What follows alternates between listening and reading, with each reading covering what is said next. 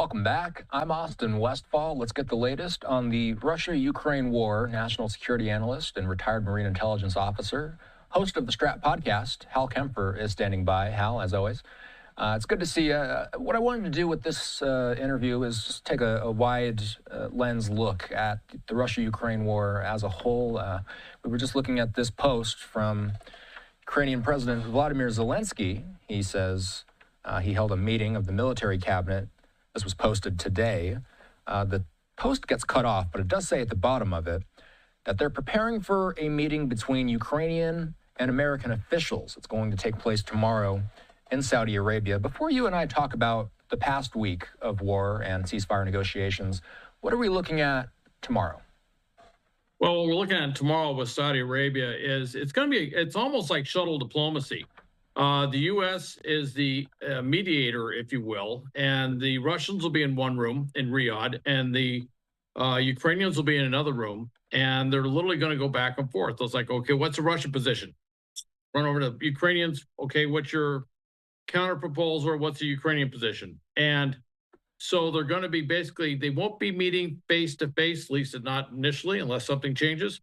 But they're going to be going back and forth trying to work this out. Kind of reminds you a little bit of what we're seeing with the Middle East and Doha, where a lot of the country, like the U.S. and Israel, won't meet directly with Hamas, but we work with the Egyptians and the Qataris to do this kind of interlocutor sort of thing. So it'll be something like that, and they're going to be working on a number of things. With Russia right now, they are trying to get their sort of what they would call their minimalist objectives, which is they want to take those 4 provinces, those 4 oblasts that they have claimed there are Russian territory.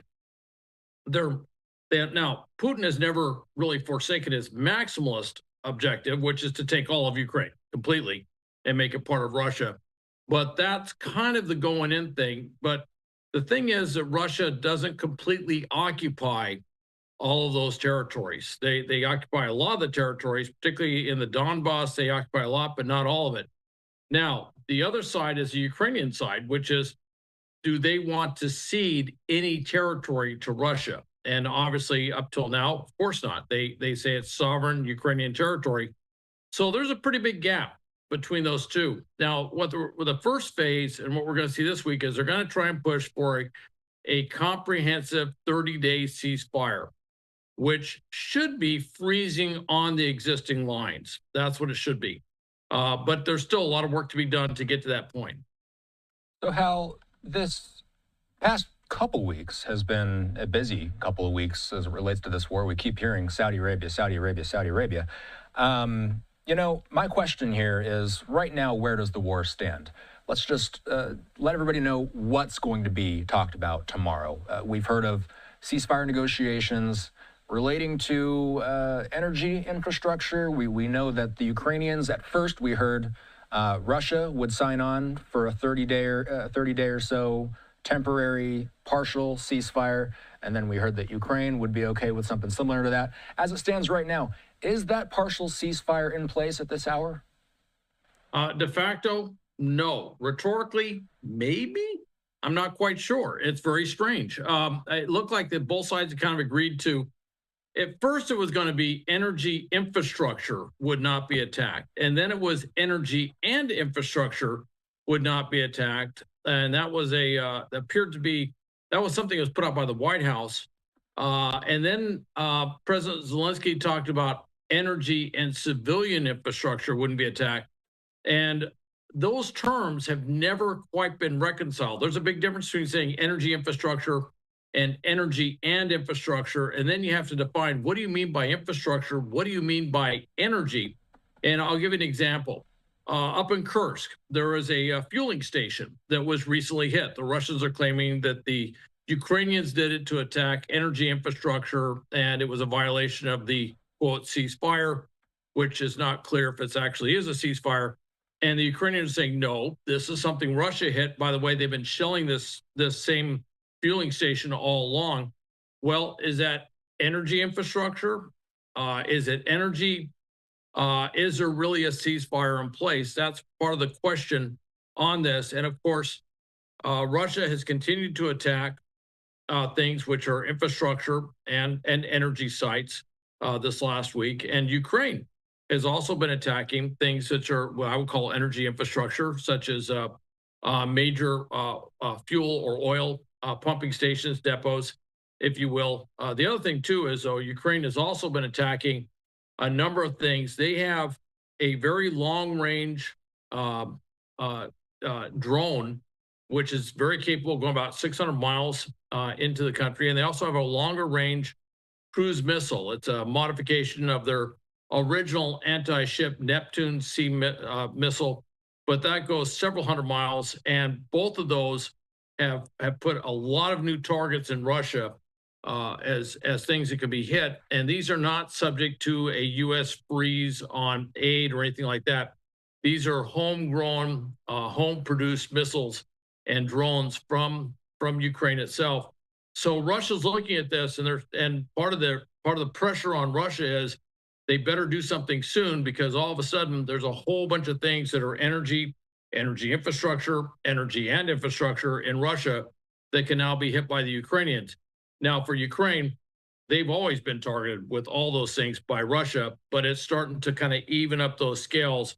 And that's part of Putin's pressure, is to get something in place which will cease to have all those targets in Russia be hit as they have been over the last week or two. So what's your gut feeling? Does it feel like a total ceasefire is something that could actually happen in the near future? It's possible. I would say this next week, by the time we get to Friday, I would not rule out that they could have an agreement for a 30-day ceasefire. I don't think it'll be anything much longer than that. Russia's talked about they want a total peace agreement. But when Russia says a peace agreement, I'm not sure if they're spelling it PEACE or PIECE, because what they want is they want more pieces of Ukraine added on to what they have. And I don't think that Ukraine is going to cede that anytime real soon. That might be part of a longer term discussion or negotiation. But there's just a lot to get to. But a 30-day ceasefire, that's very possible that that this particular shuttle diplomacy thing in Riyadh could actually put something in place. A lot of pressure by the Trump White House to make this happen, and certainly Ukraine wants to keep the aid flowing. They want to keep the intelligence flow going. So yeah, I think that's it's possible. I'm not saying it's going to happen. I'm not saying it's definite, but I think there's a lot of momentum and certainly a lot of interest on all sides to make this happen sooner rather than later. Why is there interest on the Russian side to make something like this happen? I think for Russia, they feel the need to do something. And actually for Russia, a 30-day, in their minds, a 30-day ceasefire is a chance to regroup, rearm, a lot of other things that they need to do on the front lines. Their troops are exhausted. They've been using them as basically cannon fodder on the front line. So they would use this basically for tactical objective, to reposition troops, to reinforce troops, to do something. So at the end of 30 days, they could go into the attack. Now, with that said, Ukraine will also be using that 30 days to regroup, rearm, replenish its forces on the front lines in full expectation of an attack. And it's also possible that Ukraine, at the end of 30 days, may also push off an offensive. That's something I can't rule out. Of course, the goal by the White House is that this 30-day ceasefire leads to a full peace agreement or a longer-term truce that goes beyond the 30 days.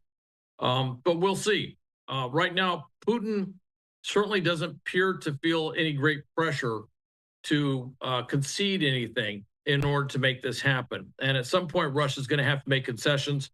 So far, they really haven't made much in the way of concessions. I can't really think of anything that they've really conceded so far. So there's areas that have to be covered. There's a lot of things that have to be figured out before you'll see an agreement in place.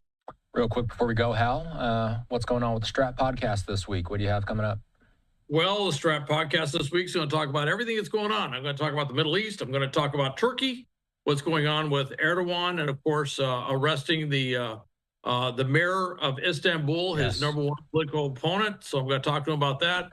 I'm also going to talk about what's happening in Europe. And one of the things that's being discussed is that the U.S. may pull out of doing exercises in NATO. This is a huge shift in our strategic balance in Europe. So I'm going to talk about what the implications are, the importance of exercises, what this does for us, and maybe put a little historical perspective on what this means. Maybe even talk about Charles de Gaulle and some of the things he did in France back in the 1960s. Who doesn't miss that reference? So it's going to be it'll be hopefully everybody will listen in. I It's know going to be exactly what you're talking about. Totally know what you're talking about. I know you do. You bring it up, Hal. Let's actually show, because we did, and if people were watching live now earlier today, we were watching for hours as this protest activity continued in Turkey. We were watching this in Istanbul for much of the morning and afternoon here, U.S. time. These are protests against the detention of Istanbul's mayor, and it grew on Friday. It turned increasingly tense today. This is Turkey's biggest show of civil disobedience in more than a decade after President Erdogan warned it would not be tolerated. Tens of thousands of Turks are taking to the streets in mostly peaceful demonstrations since Wednesday, when Mayor Ekrem İmamoğlu was detained and charged. And how he is Erdogan's main political rival, leads him in some opinion polls. Should Americans care about this, Hal? Why should Americans care about this? What are the international stakes of Turkish politics?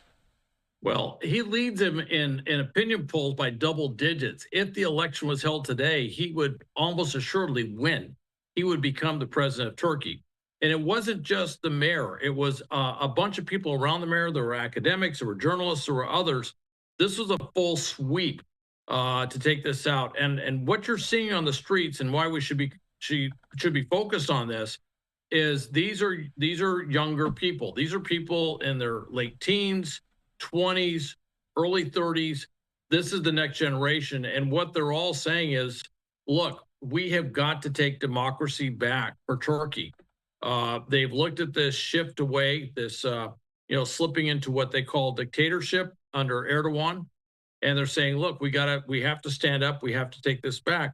When I look at what's happening on the streets now, and we've seen a lot of times where these things pop up and then they kind of go away. We've seen that a number of times, certainly in Iran, where we were very hopeful, but nothing ever happened.